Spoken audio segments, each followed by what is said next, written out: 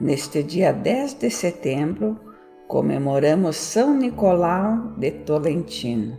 Nicolau nasceu na pequena cidade de Castello Sant'Angelo, atual Santo Ângelo, in Pontano, região de Marte, no leste da Itália, em 1245. Seu nome foi em honra a São Nicolau de Mira, que numa visão atendeu ao pedido dos pais que lhes concederam um filho. Ele mesmo contou que, na infância, via o menino Jesus na hóstia consagrada, assistindo à missa na igreja que frequentava. Quando o celebrante elevava o corpo do Senhor, de acordo com o ritual, com estes meus olhos vi uma clareza, um menino de belíssima aparência, traje maravilhoso, rosto luminoso e olhar cheio de júbilo, que me dizia: os inocentes e os justos estão unidos a mim. Também muito pequeno, fugia das coisas mundanas e rezava com admirável recolhimento. Aos 7 anos, as suas preocupações eram as orações, o jejum 3 vezes por semana, receber os pobres na casa paterna e se retirar numa gruta próxima para rezar. Já mais crescido, servia de acólito na missa. Frequentou a escola paroquial dos cônegos regulares de Santo Agostinho, onde se sobressaía pela seriedade e responsabilidade, progredindo rapidamente nos estudos e recebendo as ordens menores, de modo que, sendo ainda adolescente, foi feito cônego na Igreja Colegiata do Santíssimo Salvador. Ao ouvir a pregação de um frade agostiniano, com cerca de 14 anos, decidiu ingressar na Ordem dos Eremitas de Santo Agostinho. Terminou o postulando em Santo Ângelo e foi enviado para o convento da cidade vizinha de San Ginésio para começar o noviciado e estudar teologia. Ali foi designado esmoler, destacando-se na caridade para com os pedintes e realizando seu primeiro milagre, a cura de um menino enfermo, em quem pôs as mãos sobre a cabeça, dizendo: o bom Deus te curará, o que aconteceu imediatamente. Humilde e alegremente desempenhava as funções mais árduas, guardava a pureza e submetia-se a duras penitências, jejuns, uso de cilício, dormir no chão, usar uma pedra como travesseiro, nunca comia carne, mas só pão e alguns legumes mal cozidos e insossos. Fez sua profissão perpétua antes de completar os 18 anos. Frequentemente, os provinciais o mudavam de casa para que seu exemplo de observância da regra e o seu odor de santidade edificassem os irmãos de hábito. De San Ginésio foi enviado sucessivamente a Recanati, Macerata, de novo São Ginésio e depois Gingoli, onde foi ordenado sacerdote. Passou ao eremitério de Pézaro e daí para Valvanente, sempre levando vida ascética. O caráter divino do sacerdote aumentou a sua dedicação. A doença ou não celebrava a missa todos e doente ou não, ele celebrava a missa todos os dias com admirável piedade, nunca sem ter se confessado antes e seguidas vezes entre lágrimas, envalmamente a alma de um frei que estava no purgatório apareceu-lhe pedindo que rezasse uma missa por ele e outras almas. Nicolau então celebrava as missas como ed domodário, isto é, durante os dias da semana, quando não eram colocadas intercessões pelos falecidos, mas pediu licença ao prior para fazê-lo, e depois de 7 dias todas aquelas almas lhe vieram agradecer a entrada do paraíso. Esta é a origem do septenário de missas pelos fiéis defuntos de São Nicolau de Tolentino. Um primo de Nicolau, superior de um convento próximo a quem fora visitar e onde a regra era menos austera, convidou-o a lá ficar, alegando que estava muito magro e acabaria por perder a saúde, tornando-se inútil para a igreja. Em oração, Nicolau procurou discernimento e vários anjos lhe apareceram cantando: é em Tolentino que deveis permanecer. Mantém tua vocação, nela encontrareis vossa salvação. Isto esclareceu a sutil tentação que o demônio lhe oferecia. Assim, foi para a cidade de Tolentino, nas Marcas, em 1275, perseverando na vida de grande austeridade por 30 anos e dedicando-se à missa, às confissões, à pregação e às visitas aos pobres e doentes. Nicolau comia muito pouco e por isso ficou doente. Por obediência, ingeriu um pequeníssimo pedaço de carne, dizendo: já obedeci, não me aborreçam mais com gulodices, e Deus o curou. Portanto, continuou a jejuar às segundas, quartas e sextas-feiras e aos sábados, em honra a Maria Santíssima. Acontecendo de novamente cair doente, Nossa Senhora lhe apareceu e o orientou a comer um pouco de pão molhado em água, abençoado com o sinal da cruz. Depois do que ficou bom, daí surgiu a bênção dos pãezinhos de São Nicolau, realizada no dia de sua festa, responsável pela cura de inúmeros doentes.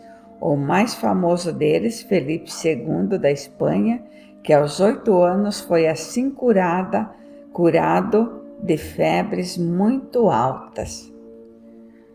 Outras penitências suas eram o uso de tecidos ásperos e cadeias metálicas que irritavam a pele. Além das horas canônicas de oração obrigatória, rezava todo o período entre cada uma delas, se não tivesse que atender confissão ou cumprir alguma obrigação.